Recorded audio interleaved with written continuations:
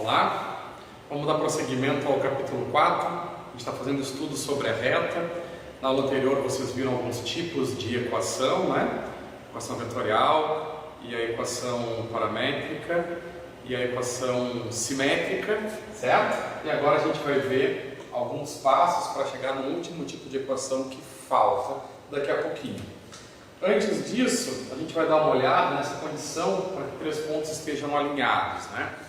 Essa condição a gente já estudou, na verdade, porque é a mesma condição que tem que ser satisfeita quando a gente trabalha com vetores. Vocês tinham no capítulo anterior condição para que os vetores estivessem alinhados. Por que isso é tão parecido, né? Por que se eu souber uma coisa, eu vou saber automaticamente a outra, né? Imagine que eu tenho três pontos, então, A, B e C. A gente está tomando pontos genéricos, ok? Com coordenadas x, y, z. Se eles estão alinhados, é preciso que os vetores formados por eles sejam colineares.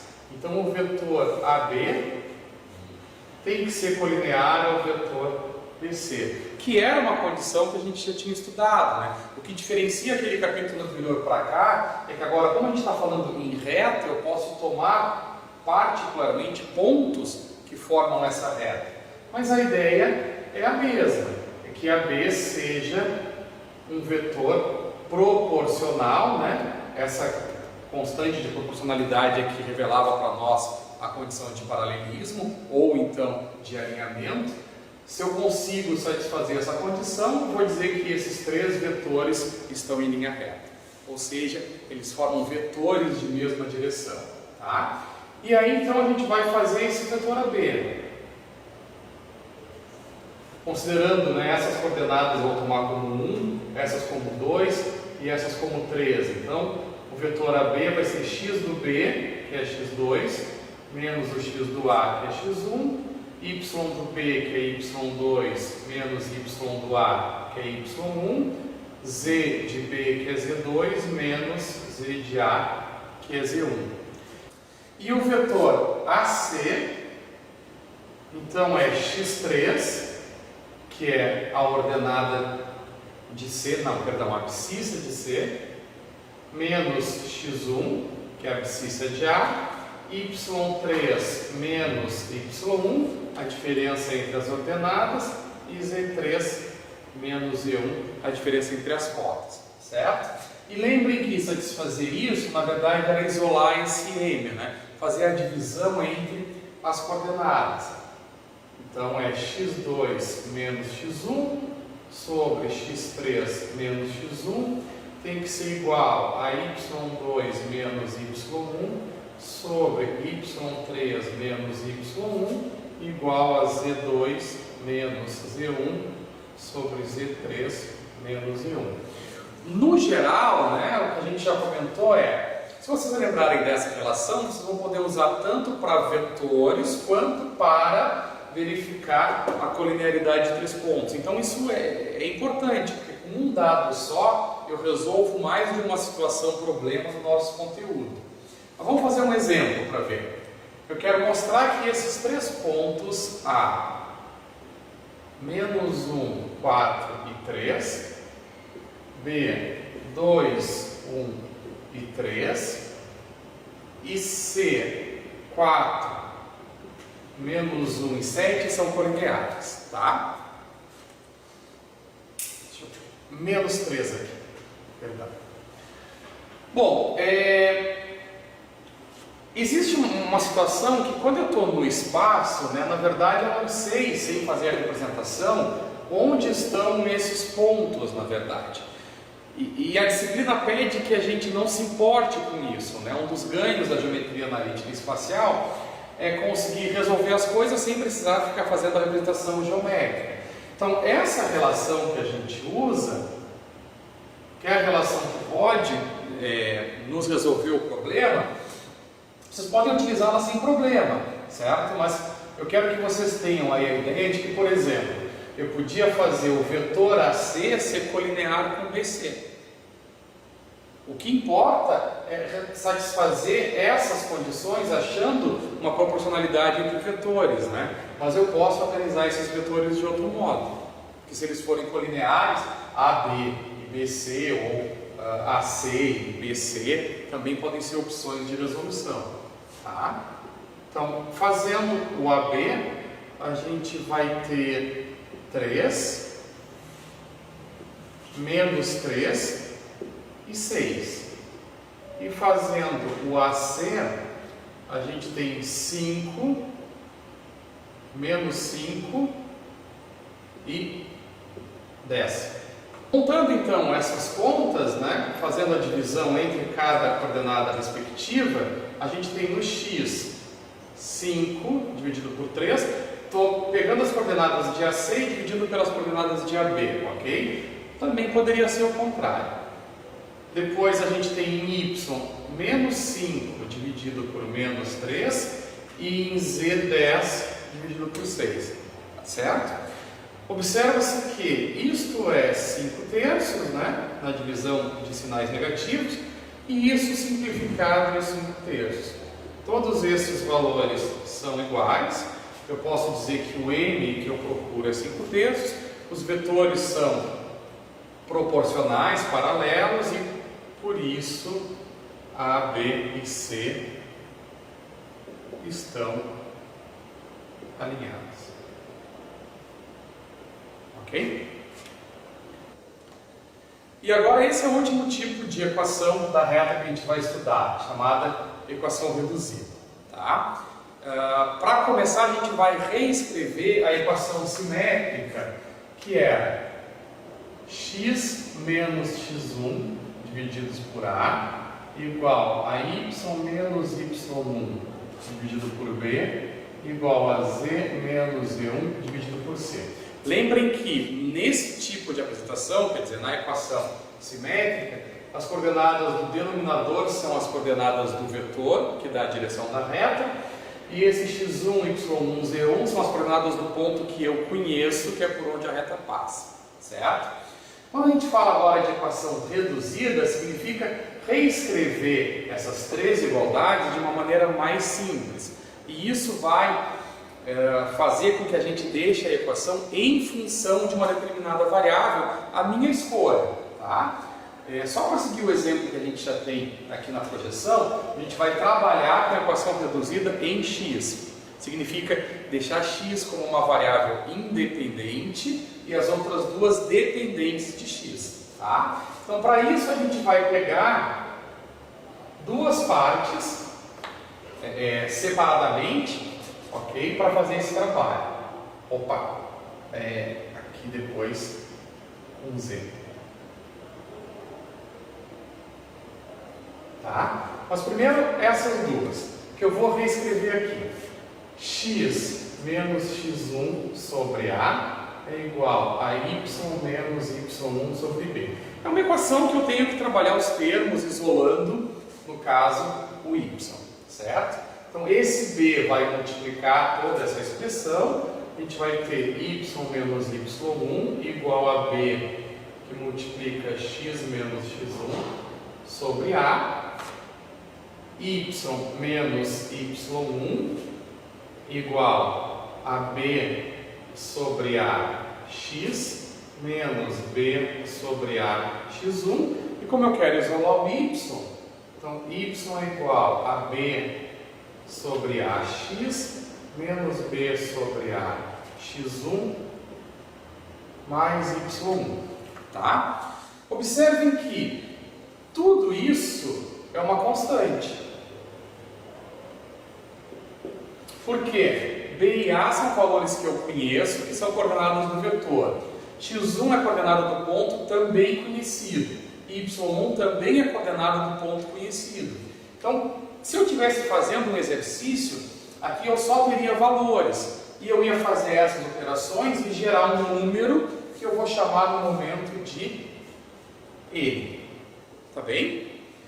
E aqui é um coeficiente também numérico, porque o B e o A são coordenadas do vetor que eu conheço, então no momento em que eu opero essa divisão, isto me dá um coeficiente que eu vou chamar de N.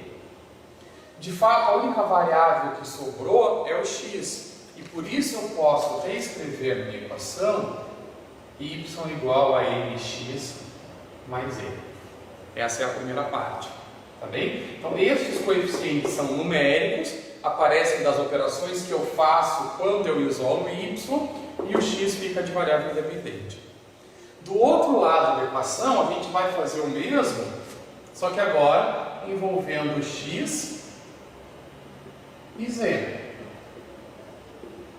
Este c vem multiplicar toda essa expressão. E aqui eu tenho z menos z1. Isolando z, a gente vai ter c sobre ax menos c sobre ax1 e mais z1. Com um pensamento análogo, né, que a gente fez as nossas análises aqui, tudo isso vai dar uma constante novamente. São todos coeficientes que eu conheço, informações que eu tenho do vetor e do ponto, que operadas conjuntamente me geram um número que dessa vez eu vou chamar de Q. E aqui eu tenho a divisão de dois números que me geram um novo coeficiente numérico que eu estou chamando de P. Portanto, essa equação pode ser escrita como Px mais Q, onde P e Q são os coeficientes que eu acho na medida que eu resolvo as operações, e x continua sendo a variável independente. Bom, a gente tem duas expressões, né? Isso não quer dizer que a gente tenha duas retas, pelo contrário. Para representar minha reta do espaço, vou chamar de reta R, eu preciso considerar essas duas equações conjuntamente. Tá? É o conjunto delas que me dá a reta que eu procuro. Se vocês lembrarem bem da geometria analítica plana, olhem só para isso, né? Isso aqui vai definir a equação da reta no plano, que vocês já tinham estudado, que é uma função, uma reta entre x e y. Então, por isso eu não posso agora tomar isso individualmente, né? Como eu estou no espaço, eu preciso dos dois conjuntos, esse e esse, que é o que me compõe a reta no espaço tridimensional. Tá bem? Para concluir essa aula, a gente vai fazer um exemplo desse tipo de equação que a gente acabou de ver, certo? O exemplo é para determinar a equação reduzida conhecendo os pontos menos 1, 0 e 3 e 1, 2 e 7. Observe que esse exercício pede que a minha equação seja reduzida em zero. Quando a gente estava estudando a demonstração, eu comentei com vocês que eu posso construir equação reduzida para qualquer uma das variáveis, né? Deixando então como variável independente tanto x quanto y quanto z.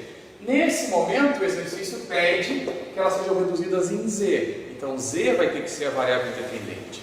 Isso não é nenhum problema, né? Eu só preciso isolar uma variável diferente daquela que a gente isolou para construir a demonstração da equação, certo? O que eu preciso para começar aqui? O vetor, porque a minha reta então se passa pelos pontos A e B, ela tem direção de AB ou de BA, tá? Mas vamos pegar AB, então o vetor vai ser 2, 2 e 4, que como eu estou interessado na direção, eu posso trabalhar com coeficientes menores, porque eu já prevejo que esse vetor é paralelo a esse aqui. E aí eu tenho um vetor de módulo menor, na hora de fazer as contas isso vai facilitar o meu trabalho. Nenhum problema fazer desse modo, ok? Só a gente às vezes pode facilitar a própria resolução. E aí, para eu chegar na equação reduzida, eu vou ter que sair de algum dos casos anteriores. Eu preciso ter uma estrutura que me possibilite jogar os valores de um lado para o outro da equação para conseguir resolver. Então vocês vão ter que começar ou pela equação paramétrica ou pela equação simétrica para chegar na reduzida. Me parece que o caminho mais curto é a simétrica, porque a gente já monta as igualdades que vai querer distribuir depois. E aí eu tenho que escolher um dos pontos, tanto faz, né? Porque a reta passa pelos dois pontos. Então eu vou escolher o ponto A e montar a equação que teria que ser do tipo x menos x1 sobre A igual a y menos y1 sobre B igual a z menos z1 sobre c. Nesse momento, considerando o ponto A, então eu vou ter x menos o menos 1, então mais 1 sobre 1, que é o A do vetor, o y menos 0 sobre 1 do vetor e z menos 3 dividido por 2 do vetor. É claro que no momento em que vocês tiverem prática, né, esses coeficientes de denominador e também esse zero, vocês não precisam escrever, tá bem? Utilizem todos os conhecimentos de álgebra que tiverem para não desperdiçar tempo em algumas coisas. Agora, eu quero ela isolada em z. Então eu vou pegar esta primeira parte e trabalhar a expressão do x, que é x mais 1, com a expressão do z, que é z menos 3 sobre 2. Como o z tem que ficar de variável independente, então eu preciso isolar o x. A gente vai ficar com x igual a z meios menos 3 meios menos 1. X é igual a z sobre 2 menos 5 meios. Tá? Observem que, comparando com a nossa forma geral, então o m é o coeficiente que multiplica a variável, que é o que vocês chamavam, né, de coeficiente angular, o meio, e o n vai ser menos 5 meios. Ok? Mas não acabou, né? Porque agora eu preciso trabalhar o outro lado. Então a gente vai ter y, já não vou copiar o 0 e o 1, igual a z menos 3 sobre 2. Aqui está quase tudo pronto, né? Eu posso até escrever um pouco melhor. Z sobre 2 menos 3 meios. Este coeficiente me dá o P, o valor que multiplica z, né? 1 meio. E este coeficiente me dá o Q, que é menos 3 meios. Na hora de escrever a solução, que é a equação da reta, não esqueçam que a gente precisa escrever as duas sentenças.